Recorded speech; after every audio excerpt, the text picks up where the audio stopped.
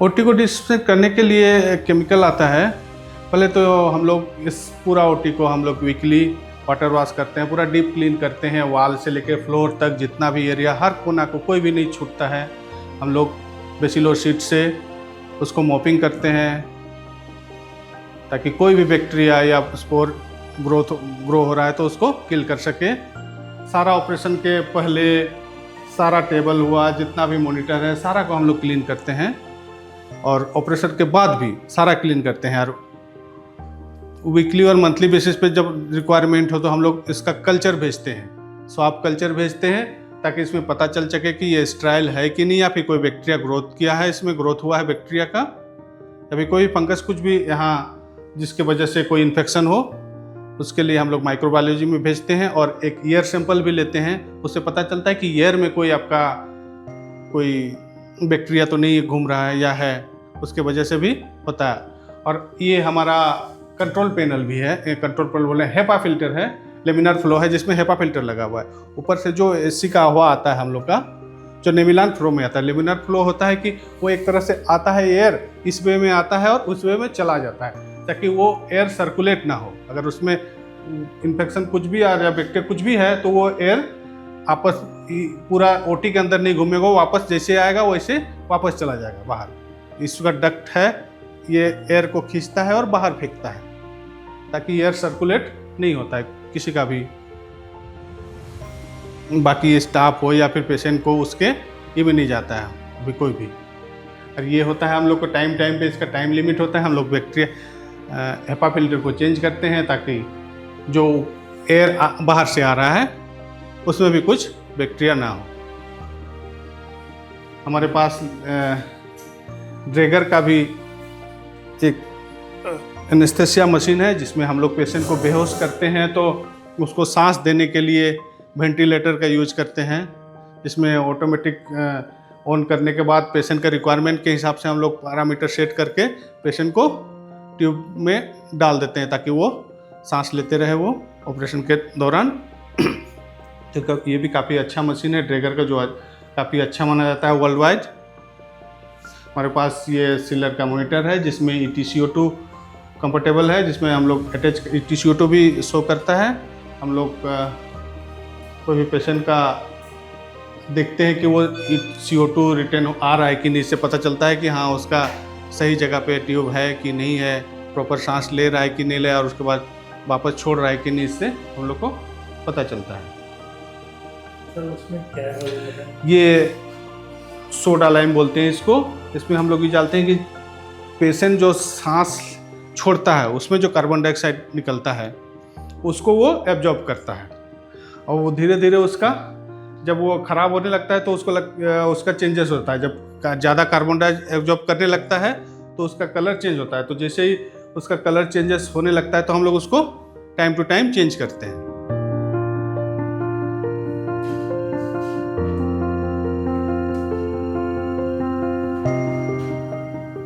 काफ़ी easy to operate है ये मशीन, जो कि इसमें सारा ऑक्सीजन से लेके एयर सेंट्रलाइज है, और उसके साथ इमरजेंसी के लिए हम लोग इस पे सिलेंडर भी लगा के रखते हैं कि कोई भी कारण से अगर वहाँ फॉल्ट आ गया कुछ, या फिर बदलने में कोई लेट हो गया ऑक्सीजन सिलेंडर का, तो हम लोग के पास बैकअप भी रहता है ताकि पेशेंट को कोई दिक्कत ना हो उस समय में।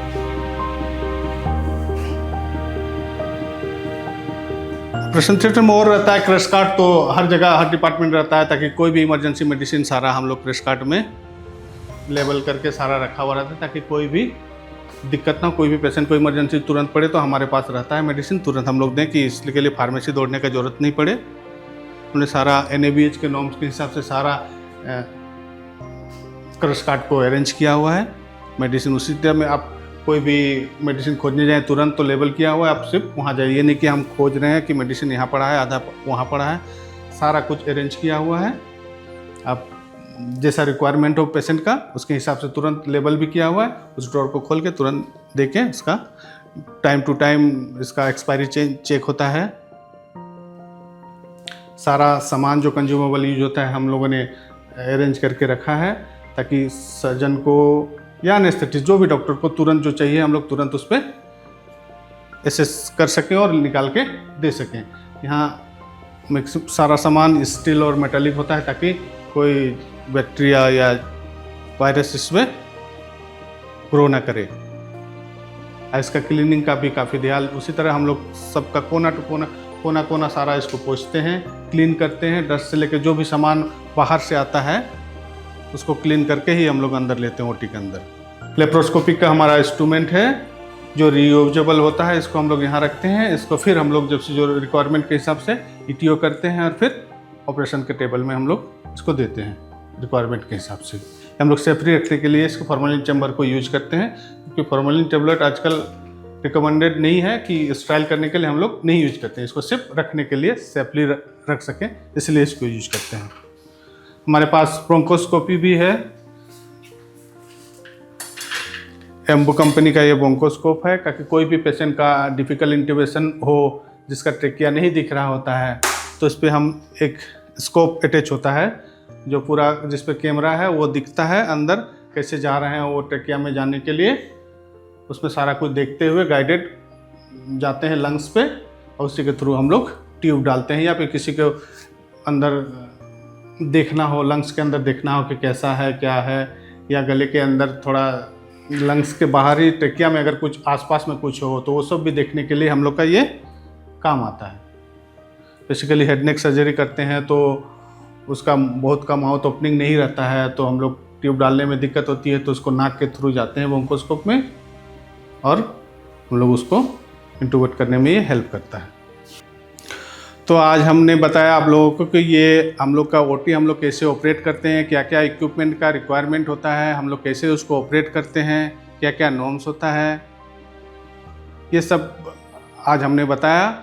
और आगे भी हम लोग ज़रूरत पड़ेगा तो समय समय पे हम लोग जितना भी अपग्रेड करते जाएंगे और भी बहुत सारे सामान आएंगे उस सब के बारे में भी और सारी जानकारियाँ के बारे में भी आपको बताएंगे।